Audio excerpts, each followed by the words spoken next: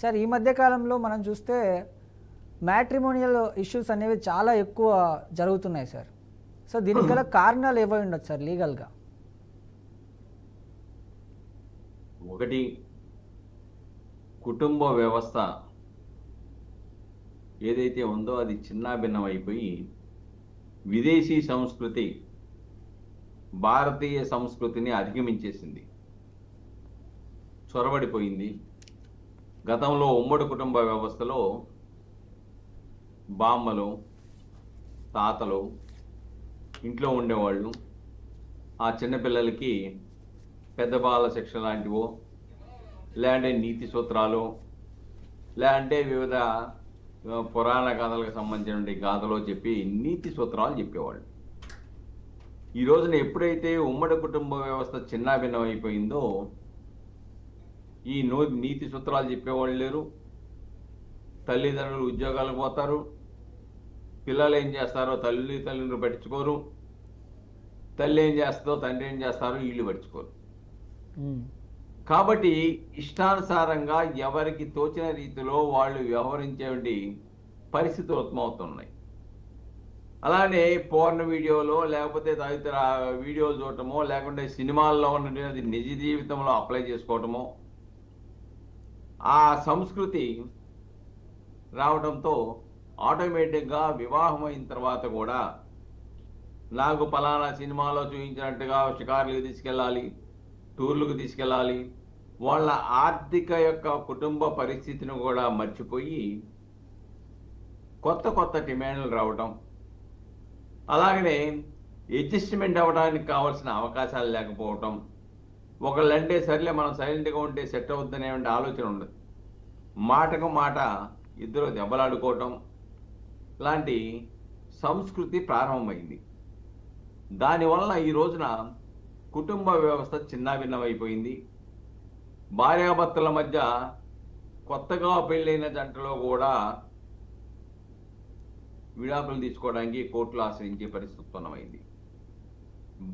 కామన్గా ప్రేమ వివాహాలు, లేకపోతే గతంలో ఎవరినో విద్యార్థి దశలోనో లేకుంటే వివిధ దశల్లో పురుషుడు కానీ స్త్రీ కానీ వేరే వాళ్ళని ప్రేమించడం, అది తల్లిదండ్రుల దృష్టిలో లేకపోవటం, తల్లిదండ్రులు వేరే యొక్క పెళ్లి కొడుకునో పెళ్లి కూతురునో చూడటం, తల్లిదండ్రుల మాట కాదనలేక వివాహం చేసుకోవటం, వివాహం చేసుకున్నాక గత ప్రేమ పురాణాన్ని కొనసాగించటం, ఇలాంటివి విచ్చలవిడితనంగా పెరిగిపోయినాయి. కాబట్టి దానివల్ల ఏమవుతుందంటే కొత్తగా చేసుకునే 2 సంవత్సరాలు 3 సంవత్సరాలు కాపురం చేసుకున్న తర్వాత కూడా విచ్చలవిడిగా విభేదాలు రావటం, న్యాయస్థానాలను ఆశ్రయించడం, పోలీసు కేసులు పెట్టుకోవటం, ఇలాంటి విడాకుల పిటిషన్ దాఖలు చేసుకోవటం లాంటి అనేకమైనటువంటి అంశాలు ఈ రోజున విచ్చలవిడిగా, ఈ రోజునంటే క్రిమినల్ కేసుల కన్నా కూడా కుటుంబ వివాదాలకు సంబంధించిన కేసుల సంఖ్య దినదినాభి చెందుతూ ఉంది ఈ దేశంలో అనేది పరిశీలకులు చెప్పినటువంటి అంచనాలు. కాబట్టి ఏదేమైనప్పుడు కూడాను విడాకుల సంస్కృతి ఈ దేశంలోనూ ఈ రాష్ట్రంలోనూ విచ్చలవిడిగా పెరుగుతుందనే దాంట్లో ఎటువంటి సందేహం లేదు. అంటే రకరకాలుగా ఉంటాయి. విడాకులకు వచ్చేటప్పటికి కొన్ని సందర్భాల్లో తల్లిదండ్రుల మీద ప్రేమతో వాళ్ళ ఇంటికి వెళ్ళిపోవడం, తిరిగి రాకపోవటం, లేకపోతే తరచూ తల్లిదండ్రులు ఇంటికి వెళ్ళిపోవటం, ఏ చిన్న విషయం వచ్చినా కానీ కొన్ని సందర్భాల్లో కుటుంబంలో వరకట్నం తక్కువ తెచ్చామని చెప్పేసి అత్తమామలు వేధించడం, లేకపోతే మిగతా వాళ్ళని చేసుకుని ఉంటే మా స్థాయికి తగ్గట్టు మీ స్థాయికి లేదని చెప్పేసి భిన్నాభిప్రాయాలు రావటం, ఇలాంటి ఆర్థికపరమైనటువంటి అంశాలు కూడా ఈ రోజున విడాకులు తీసుకోవడానికి ఒక ప్రధానమైనటువంటి కారణమైందనేది మనం స్పష్టంగా చూడవచ్చు. అంతేకాకుండా క్రూరత్వం కూడా, కుటుంబంలో మహిళల మీద దాడులు చేయటం, కొట్టడం, వేధించటం, హింసించటం, భోజనం సరిగా పెట్టకపోవటం లాంటి కొన్ని క్రూరమైనటువంటి చర్యలు కూడా దీంట్లో ప్రధాన భూమిక పోషిస్తూ ఉన్నాయి. అత్తమామలు, ఆడపడుచులు వేధింపులు, లేకుంటే మరింత కట్నం మీ తల్లిదండ్రుల నుంచి తీసుకురమ్మని వేధించడాలు, లేకపోతే నువ్వు విడాకులు ఇచ్చి వెళ్ళిపోండి, మేము ఇంకో అమ్మాయిని చేసుకుంటే ఎక్కువ కట్నం వస్తుంది, మా అబ్బాయికి పెద్ద ఉద్యోగం ఉందని చెప్పటం. అలానే కొన్ని సందర్భాల్లో విదేశాల్లో ఉన్న వాళ్ళకి ఏదో సంపాదిస్తున్నారని చెప్పేసి పెద్ద మొత్తంగా ఆశించేసి పాపం వివాహం చేయటం, అలాంటివి కూడా ఈ మధ్యకాలంలో అధికంగా విడాకులు వస్తూ ఉన్నాయనేది మనం ఇక్కడ గమనించవలసిన అవసరం ఉంది. కొంతమంది కొన్ని రోగాలను కూడా, మానసిక రోగాలను కూడా చెప్పకుండా, అన్సౌండ్ మైండ్ చెప్పకుండా పెళ్ళిళ్ళు చేస్తారు. తర్వాత అది తెలుసుకున్న తర్వాత వాళ్ళు విడాకులు ఇచ్చేయండి. కొన్ని అతి తక్కువ సందర్భాల్లో లైంగిక వ్యాధులు, వెనీరియల్ డిసీజెస్ ఉన్నప్పుడు అలాంటి సందర్భాలు అతి కొద్దిగా ఉంటాయి. అలాంటప్పుడు ఆ విషయం తెలిసిన తర్వాత విడాకులు తీసుకోవటం. అలాగనే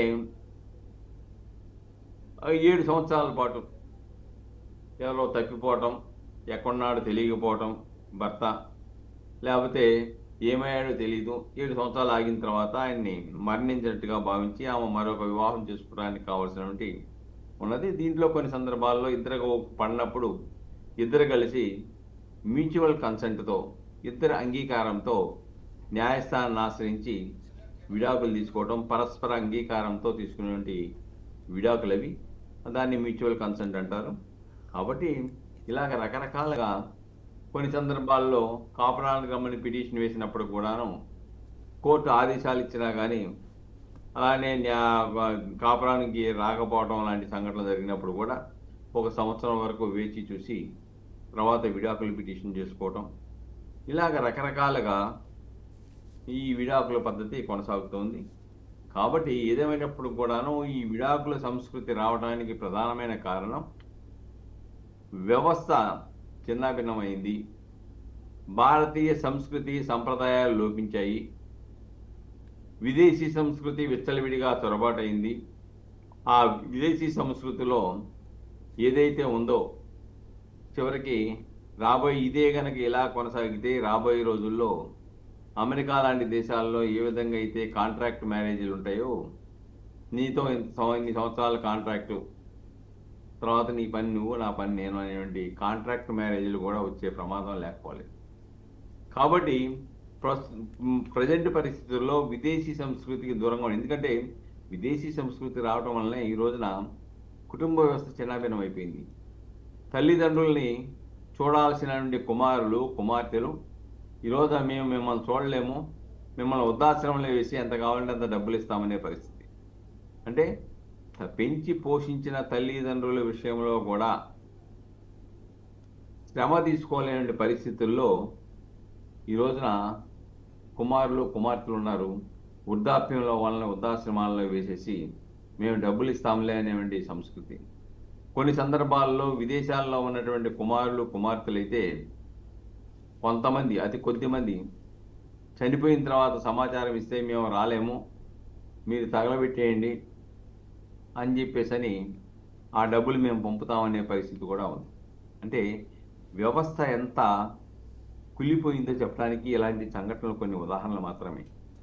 ఏదేమైనప్పటికి కూడాను కుటుంబ వ్యవస్థని బాగు చేయాలంటే విద్యా వ్యవస్థ నుంచే నీతి సూత్రాలు కానీ, సామాజిక స్పృహతో కూడిన విద్యను, ర్యాంకులతో కూడిన విద్య కాదు, సామాజిక స్పృహతో కూడిన విద్యను కనుక బోధించగలిగితే డెఫినెట్గా కొంతవరకు సామాజిక స్పృహ వస్తే, సమాజంలో కలుపుకొలతనం వస్తే, ఈ పట్టింపులు, ఈ యొక్క ఆధిపత్యం చెలాయించాలనే అంశాలు తగ్గడానికి అవకాశం ఉంటుంది. కాబట్టి గతంలో లాగానే కుటుంబ వ్యవస్థ గురించి, కుటుంబ సాంప్రదాయాల గురించి, నీతి సూత్రాల గురించి, లేకుంటే చట్ట ప్రకారంగా ఇలా కనుక భార్యాభర్తల మధ్య విడాకులు వస్తే అది జరిగేటువంటి పర్యవసానాల గురించి చెప్తే డెఫినెట్గా కొంతవరకు కుటుంబ వ్యవస్థను కాపాడటానికి, విడాకుల సంస్కృతిని తగ్గించడానికి దోహదపడుతుంది అనేది ఇక్కడ మనం గమనించాలండి. కాబట్టి ఏదేమైనప్పుడు కూడాను ప్రస్తుత పరిస్థితుల్లో విడాకుల సంస్కృతి విచ్చలవిడిగా కొనసాగుతుంది. కాబట్టి దాన్ని అవేర్నెస్ కల్పించడం ద్వారా, ఆల్రెడీ కొన్ని కౌన్సిలింగ్ సెంటర్లు ఉన్నాయి కానీ అవి ప్రస్తుత పరిస్థితుల్లో అవి సరిపోవు. జిల్లా న్యాయ సేవాధికార సంస్థ ఉంది, వాళ్ళు కూడా ఈవెన్ విడాకులు పిటిషన్ వేసినప్పుడు కూడాను న్యాయస్థానం కూడా డైరెక్ట్గా విడాకులు ఇచ్చే అవకాశాలు లేవు. అది న్యాయ సేవా అధికార సంస్థకి ఆ రికార్డును పంపి వాళ్ళిద్దరికి కౌన్సిలింగ్ చేయమని చెప్పేసి అని కౌన్సిలింగ్ అనంతరమే వాళ్ళకి నచ్చచెప్పడానికి ప్రయత్నం చేయటం. చిన్న చిన్న విషయాలైతే ఈ చిన్న చిన్న విషయాల్లో విడాకులు తీసుకుంటే పిల్లల భవిష్యత్తు ఏంటని చెప్పేసి వాళ్ళని మానసికంగా అవేర్నెస్ కల్పించడం లాంటి కార్యక్రమాలు చేస్తున్నారు. అయినప్పుడు కూడాను ఆ యొక్క విడాకుల సంస్కృతి, విడాకుల సాంప్రదాయంలో అతి తక్కువ మార్పులు వస్తున్నాయి తప్ప పరిపూర్ణంగా రావడం లేదనేది సుస్పష్టంగా మనం అర్థం చేసుకోవాలండి. ఎస్.